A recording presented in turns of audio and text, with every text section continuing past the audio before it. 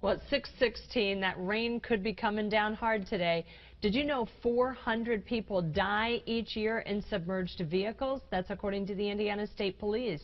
And while having flooded areas where water is above your car, even above your lawn, may be rare in some areas, it can happen. Christine Karsten joins us live from the parking lot right outside our WNDU studios this morning. So, Christine, earlier you talked about flooding on the roadways, the type of flooding that we could see today. But now you're talking about a more serious situation, serious flooding, and what to do.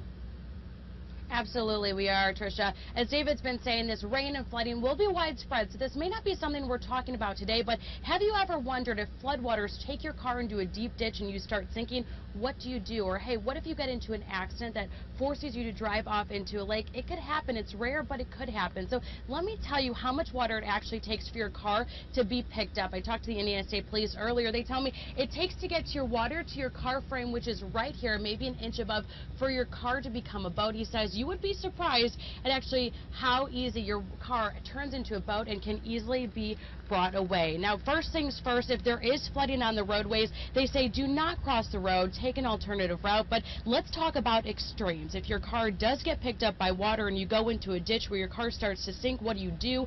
Bob May, he's the leader of the Indiana State Police Underwater Search Recovery Team for the Central Indiana. He says, first of all, don't panic. I know it's hard to do, but try not to panic.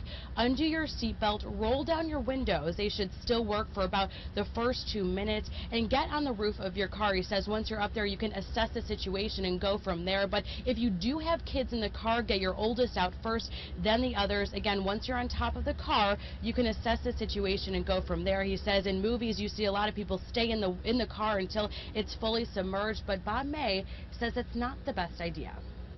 You will die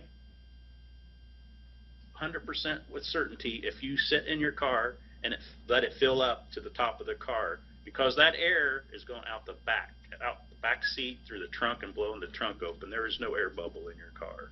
You have to escape while the car is on the surface. Now, May did recommend a tool that you should use. You should have it hanging from your mirror. You're looking at some video right now where he's actually using the tool. It's called the Rescue Me Car Escape tool. You can see how easy it is to puncture glass with it. You just have to push the end of it and it'll break the glass immediately. There's also a razor on there to cut a seatbelt if you need to. So it's the best thing that you can have in your car. He says that it will certainly save your life.